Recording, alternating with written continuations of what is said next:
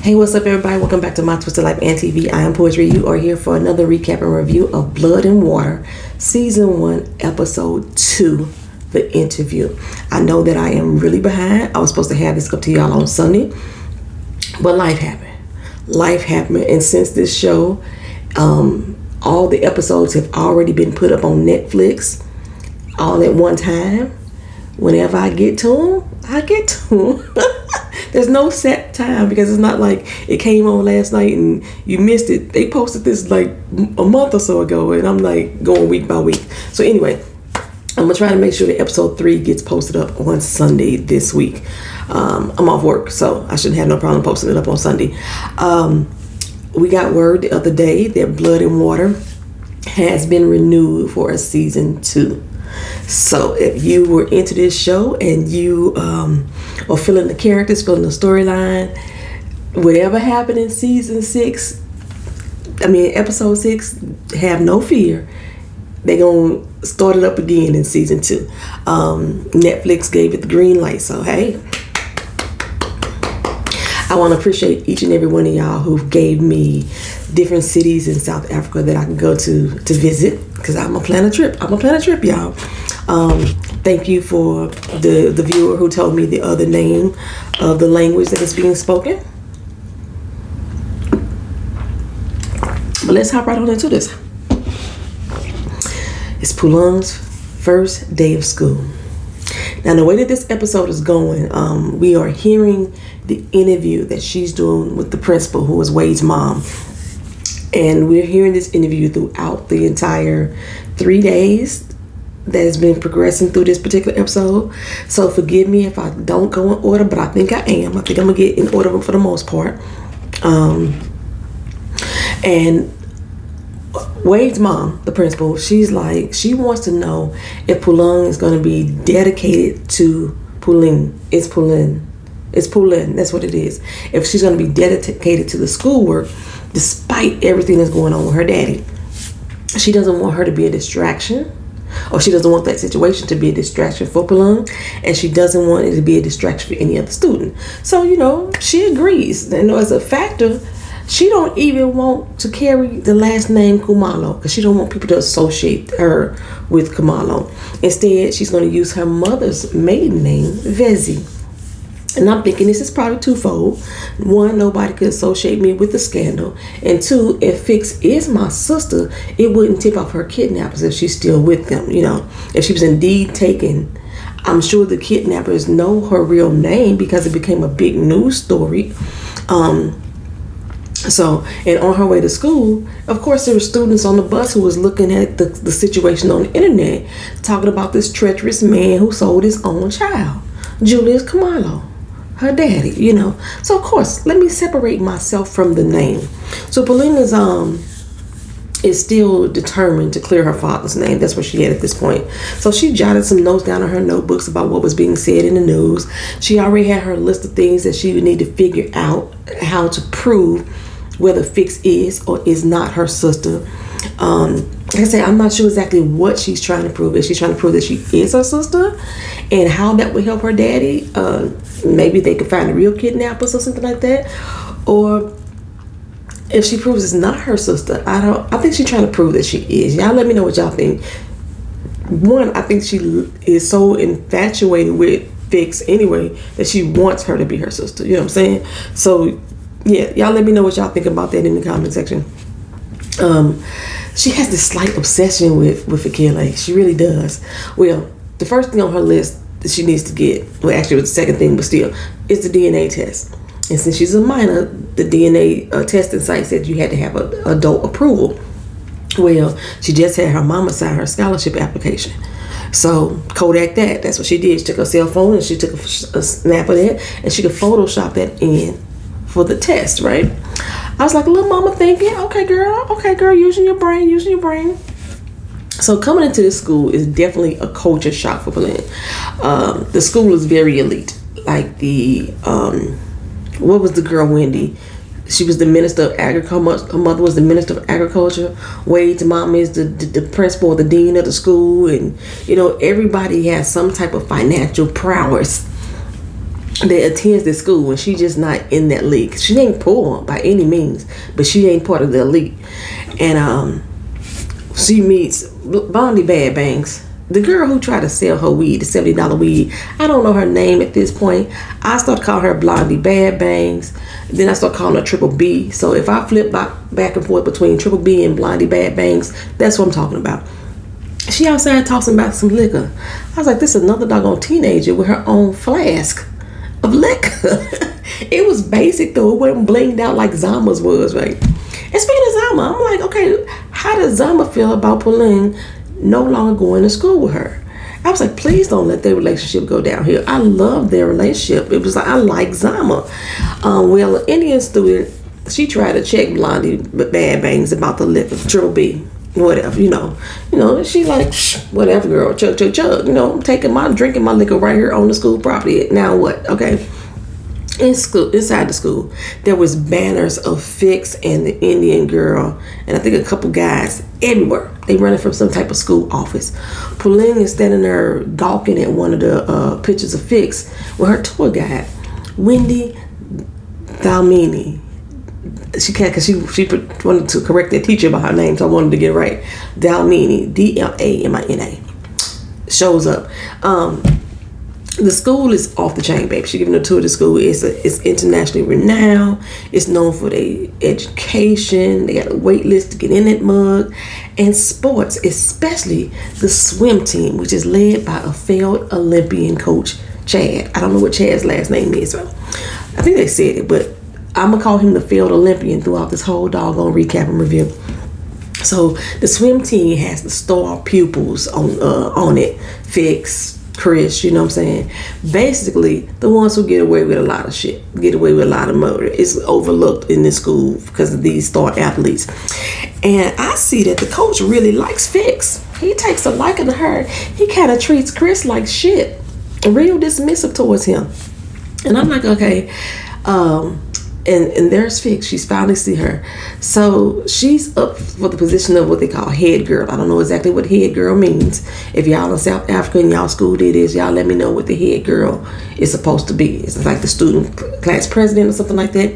But it's a head girl and it's a head boy. It's the homecoming. Y'all let me know how that kind of, tell me what it is, and then I can let y'all know how that relates to American culture. Okay, so basically,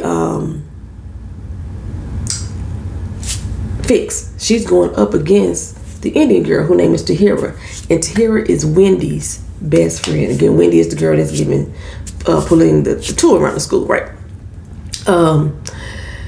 So Wendy ain't got nothing but hate for Fix and her crew. You know, Tahira calls them the Royals or whatever, and Puleng, like I said, she is kind of out of place.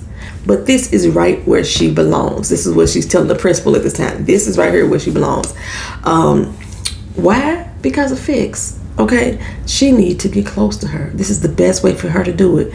So since Wendy was hosting interviews of the candidates, Puleng asked to be part of the magazine society. Maybe I can get in and sit in on these interviews and learn some more stuff about Fix. Well, Puleng, she settles into her new class, the first one she got with Wade. Some of the kids are fucking rude, you know. She's about to sit down at some dude's desk. He was like, hey, this mine, go find you something else. She was in the ballet room. The girl bumped into her. It's like, excuse you?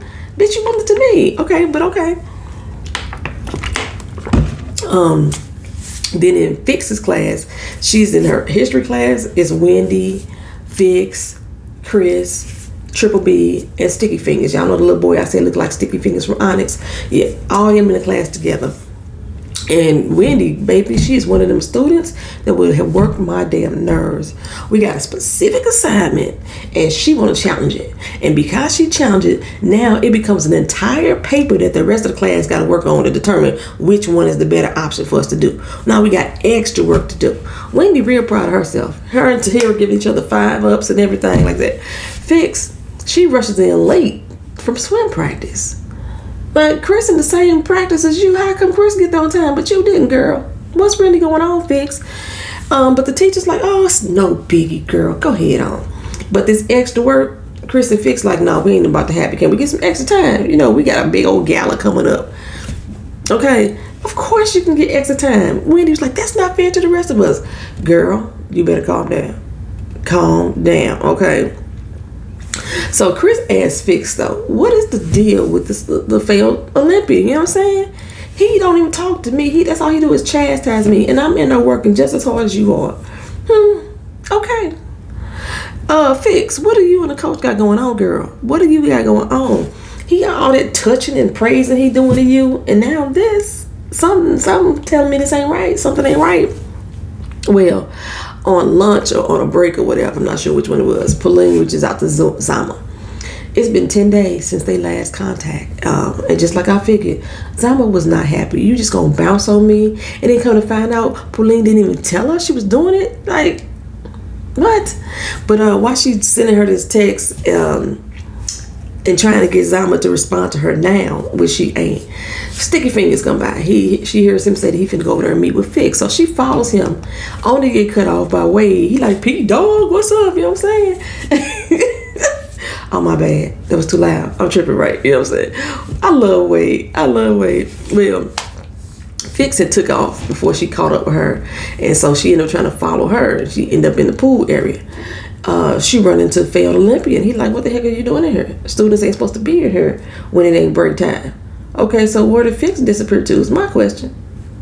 Coach? Okay. Anyway, Puleng, she heads to the Magazine Society meeting. Wendy is coming in there going off about Fix and people like her. Puleng is like, and she's supposed to interview her?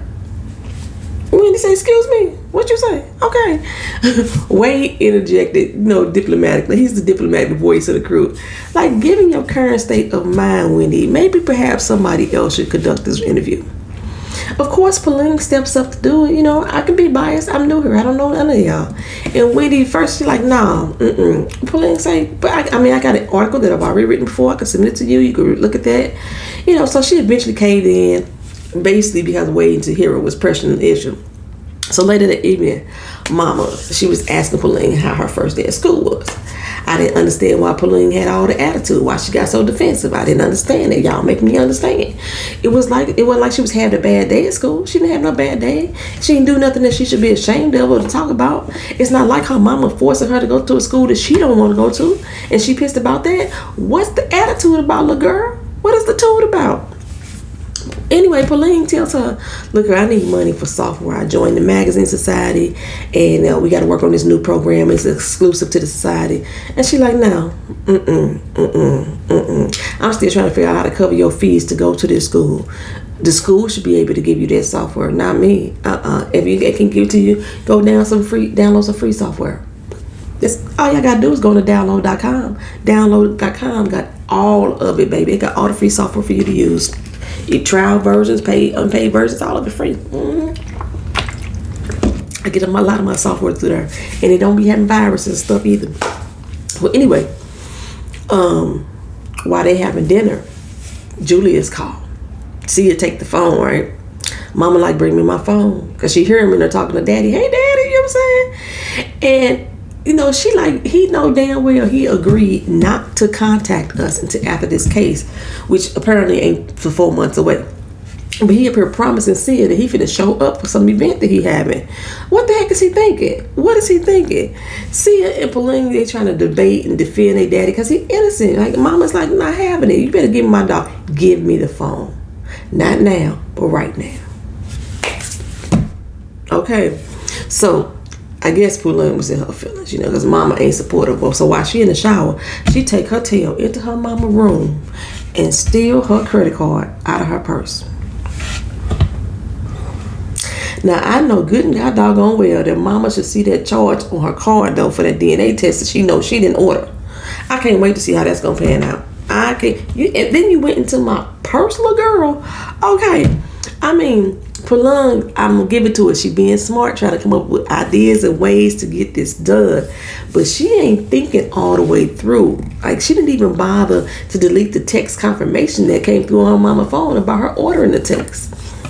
Okay, now it's day 2 of school. It's time for Puleng to do the interview to Fix. The night before, she had snuck back into the little secret room and went through all the old sketches and the news articles, trying to find everything that she could learn the sketch drawings look so much like Fix. So much like Fix. During the interview, Puleng got real personal. Like, where did you grow up? Was you born in the house? Was you born in the hospital? And she like, I don't know. What, you trying to find some childhood secrets or something? You know, how you don't know where you was born, girl? How you don't know where you was born? She said, okay, fine. You got any pictures of your parents? You got any pictures of you as a baby? She's like, no, my mama said we left them back in the old town. Apparently, she supposedly grew up or was born on the Eastern Cape, and they moved to Cape Town when she was younger. And she's like, okay, how long? Days, weeks, months? How long did it take you to move? You know what I'm saying? All these questions seem so odd. Like, what the hell does this got to do with me being the head girl? So Puleng, you know, she made her feel a little comfortable, gave her a little story about her brother almost drowning, this and another. And we found out later that didn't happen. That didn't happen at all. She was on some detective shit. And like, that's how cops and lawyers get you to confess stuff or spill tea, but they try to make themselves relatable to you. Wade is like, that was deep, girl. Puleng said, oh, but it was a lie. He was impressed. I was impressed too. You know, she did that without hesitation. She didn't think about the lie. She just came off top of her dome like, okay, girl.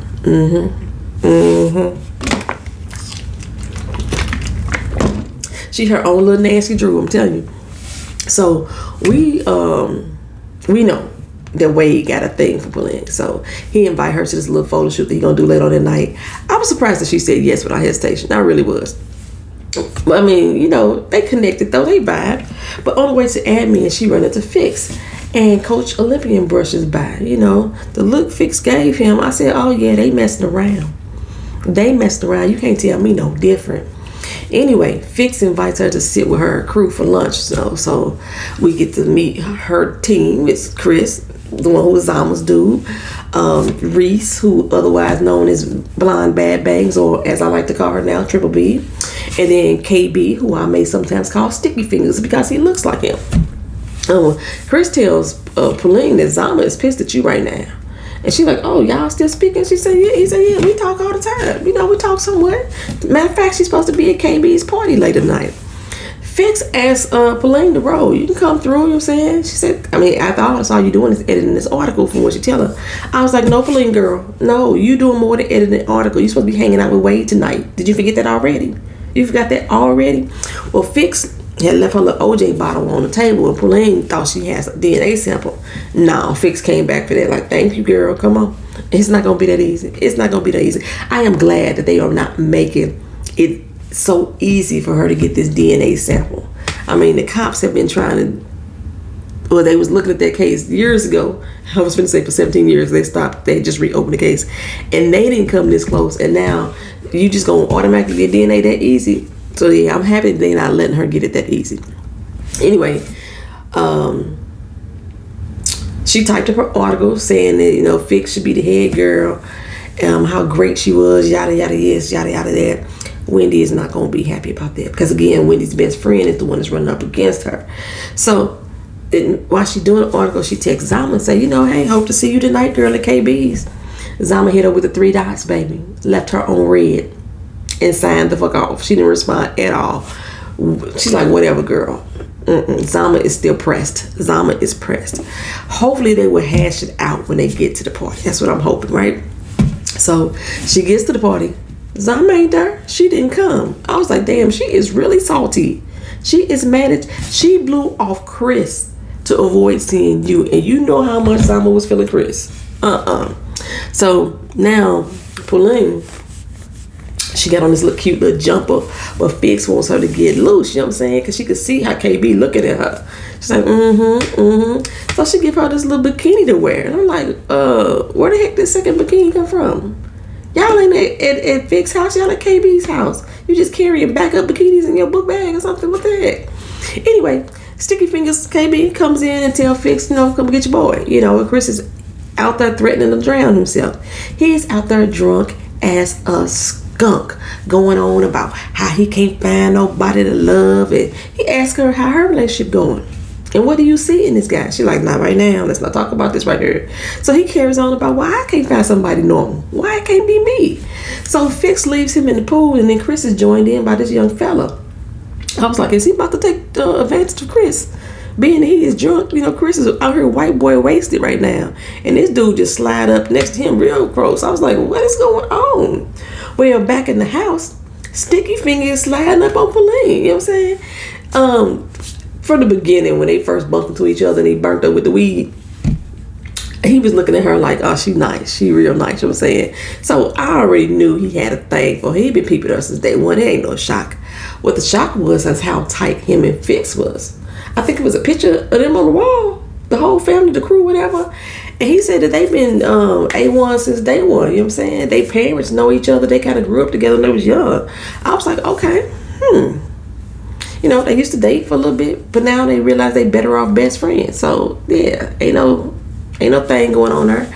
And I was like, I don't know, I was kind of impressed at this whole interaction between him and Puleng, because I didn't think the guys like really try to get to know girls anymore. This day and age, everybody trying to be a side piece, a side chick, a throwback. They trying to be everything but in a committed relationship. Like monogamy is a sin or some shit like that. So the fact that he was actually interested in her and listening to her, trying to learn about her life, I was like, I'm impressed, young man. There are still some people out there, who like relationships, like being with somebody, companionship. He learned that she liked to write poetry, so she spit a little poem for him, me being a poet myself, I was like, okay, girl. And then he turns her poem into a freestyle rap. I was like, he was really soaking in what she said, because he almost said line for line her words and did his little remix of her little rap. I was like, okay, he wants to be a rapper. He got dreams of moving to New York.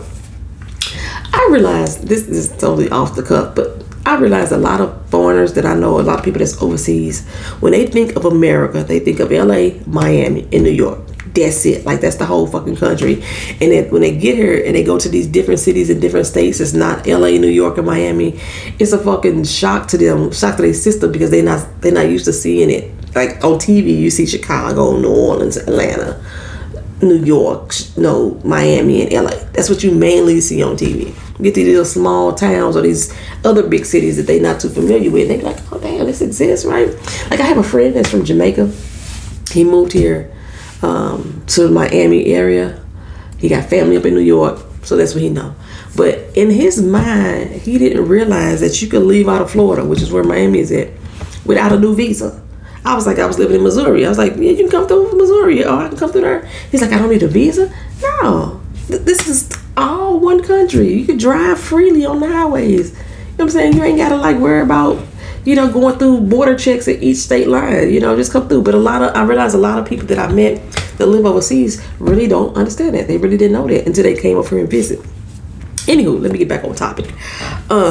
So Wade, he texts her like, hey, you still coming? And she like, oh shit. She forgot. She had completely forgot about my Wade. I like Wade, So she lies to him and telling him that she working on her article. He like, hey, good luck with that, thumbs her up and everything. And at first I was thinking that she was about to bounce to go catch up with Wade, but she was like, no, I can eat, got food. You know what I'm saying? She was settling in with her newfound friendship, like really settling in with KB. He got her intrigued, baby. She hadn't even thought about Fix for a while. So they get into the kitchen and guess who's home? Daddy's home. And I was like, y'all, who is the dad? He looks so familiar. I have seen him play on so many other shows before, movies before, but I cannot place it right now. And I didn't Google it to find out. He always plays a guy that I can't stand. Always plays a guy that I can't stand. But Daddy is kind of laid back and chill in this one, right? He ain't tripping off the party going on. He ain't tripping off the booze or the weed or whatever. He impressed by Puleng, And he's so fucking chill. He not really into rap music, but he fucks with Pac. Pac is my baby daddy and stuff like that, right? His birthday was yesterday, happy birthday, Pac. Hey. I know you down there in Cuba thinking about me, whatever. He not dead. He don't play me like that. Don't play me. So anyway, KB, he was like, look, he was about to go in for a kiss, and she excuses herself to the bathroom, only to walk in on Chris and the dude from the pool about to get busy. Like, what the heck is going on here? Fix come in like, well, don't forget to use protection, kids. I was like, this too much. This is too much. Like, I'm feeling like Puleng. I thought Chris was straight. Now, apparently Chris is pansexual. So he's fluid about who he hooks up with. He follows his heart, not his penis, is how she described it. Somebody explained to me what pansexual. Pansexual, if I'm not mistaken, they date anybody. They would date a homosexual person. They would date a straight person. They would date a trans person. They would date anybody. They date people. That's how the pansexual works. If I'm getting that wrong, y'all let me know. But that's my understanding of it. They don't care who you are, what gender you claim, what sexuality you claim, what race you are, what thickness, what height. They don't care. They love people. So that's what a pansexual is. If I'm correct, I thought that's what I heard before. Somebody, Rambling K, tried to explain it to me before on her channel. Well, she had a video about it before. I think that's where I got that from. Okay, so anyway, Chris is like, I thought the boy was finna take advantage of Chris, but Chris is like, no, come on over here and get this loving. Come on over here and get this loving. Well, anyway, in the bathroom, Fix changes out her tampon, and Puleng takes it. Girl, that's nasty. She was like, oh, she was like that too, but still, just the idea that I'm finna snatch this body's tampon so I can get some DNA off of it. It's nasty, right? You want this DNA hella bad. But unfortunately for her, Triple B walks in. Like, what you doing? She drops it in the toilet. So she had to flush that down. I was like, I'm just coming here looking for my phone. So collect the DNA again. Bust. That's the third time she tried to get this girl's DNA. She tried to get the hair off the brush from her book bag, remember, at the pool? She tried to get her orange juice, and now she done tried to take a damn tampon. Failure. Epic fail. And I was like, is this the only damn bathroom in this big ass house? Why everybody having a meeting in the ladies' room? Why we all come to this one bathroom? So anyway, she gets home and she has the DNA test on her bed. Her mama gonna find it. Trust me, baby. Her mama gonna find it. But like I said, getting that DNA turned out to be a bust. Wade hit her up like, hey, good luck with that article, And then Fix follows her on Instagram and tag her in a video where Puleng is having a good doggone time at this party, baby. She's like, ow. Who sees it the next day? Wade. Of course he does. He sees it, and then he's about to walk past her, and she stopped him like, hey, hit him with a lie. He didn't even ask. She hit him with a lie like, my bad. I'm sorry I didn't get back to you last night. I was working on that article till like what? Midnight, you know what I'm saying, like that. He was like, Cause he just sat here and watched you on Instagram hanging out with the Joneses. I just saw you, girl. I see you. I got you. I literally see you. But he don't let her in, and he know the lie. He ain't let her in it. Okay. So we over at the pool, and Coach Olympian is comforting Fix. No, she all Wendy. That's a mug, probably from all the booze and weed from the night before, late night partying. And I mean, it surely got Chris fucked up. He do a few laps and he come out and throw up.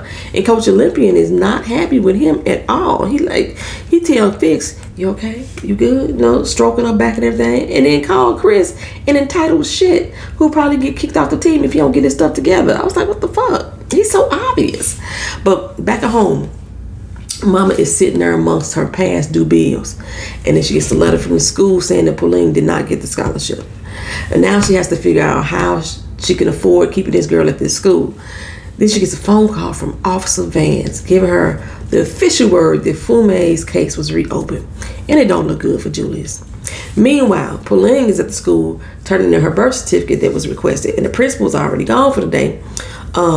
She finds out from the receptionist that usually a person's place of birth or the town that they was born in, it shows up on the birth certificate. So I said she finna figure out a way to get into that office and get Fixed birth record. I know it because everybody got to turn it in. So the officer, she on the phone telling Mama that new evidence has led them to a young girl in Beaufort West that could be indeed Fume. After 17 years, child, my heart would have hit the floor to hear that news. And I think that they would not be calling if they weren't certain about this information. I mean, why give her false hope, right? And then I had to research it. Beaufort West is in the Western Cape, which is about 6 hours from Cape Town. And Fix says she was born in the Eastern Cape. So, what's the tea? What's really going on? Well, at school, Puleng turns her article into Wendy. She wants her to write another one for her. Like, we're gonna meet up in 15 minutes. But Puleng is like, nah, maybe next time. So she run off to go hang with Fix. Oh, this angered Wendy, baby. She went in and edited the heck out of Puleng's article, changed from great to hate, baby. She was serious about her takedown, too. She put on her little raspberry beret and went to town. She was like, backspace, delete. Backspace, delete. Paste and copy, send. You know what I'm saying? That's how she tore that article up. She tore it up. And she gave it to Wade to edit. And he was like, oh, this can't be right. Meanwhile, KB was questioning Fix about why she ain't been with anybody since him. And she's like, what makes you think I haven't? Now, KB's supposed to be your homeboy, your bestie. How come he don't know about the guy that you seeing? But Chris do. It's the swim coach. You can't tell me no different. It's the swim coach, y'all. And then the child, I was right. Puleng called Fix, handing the coach Olympia his hat, right? The same hat that he had on at Chris's party. Now, why in the heck would this grown-ass man be hanging out at Christmas party anyway? And nobody else knew he was there. That hat ain't that much of a disguise. Well, Puleng walked in on them smashing at the party, but she didn't pay attention to his face. Plus, she didn't go to school anyway, so she wouldn't put two and two together. But now she go her, and then she see them sneaking off into a little classroom, and they in there getting busy, y'all. Getting busy. That's all I can think of. Make sure you use protection, kids. Fix gonna end up pregnant. She gonna end up pregnant. Well, Wade is stressing about Wendy article. She want him to print it, and he know dang well Puleng didn't write that because she's so smitten with Fix. She could never write those things. So Wendy catch him in the hallway like, did you send it or not? No. It's fine. Give it to me. I'ma do it. Wade is nervous as a hooker in church on Sunday after she just got done sleeping with the pastor on the parking lot before service began. Wade is nervous. And so Puleng, like I say, her interview is going on throughout this whole thing, the entire episode. And now she's at a point where Wade's mom has decided whether or not to accept her into the school. Puleng is like, this is my last shot. I don't want to mess up. I don't want to blow it. And at the same time, she's sneaking into the principal's office to steal Fix birth records. Now, I thought the girl was just going to take a picture of the document. But no, this child is taking it with her. Wrong move. Wade texts her about the article, like, hey, we need to talk about the article. He heard that phone ping from the other side of the door and busted the room, like, what the heck are you doing, girl? Like, his mama just said, my son vouched for you. Why should I trust in you? And now you in here breaking into her office. What's really going on, Puleng? That's how the episode ended, y'all. I'm excited for the next one. This show is really getting good. It's still good to me. Y'all let me know what y'all thought about the whole episode. Leave your comments down in the comment section. I'll see you in the next video. Hopefully it'll be on time on Sunday. See you then. Peace.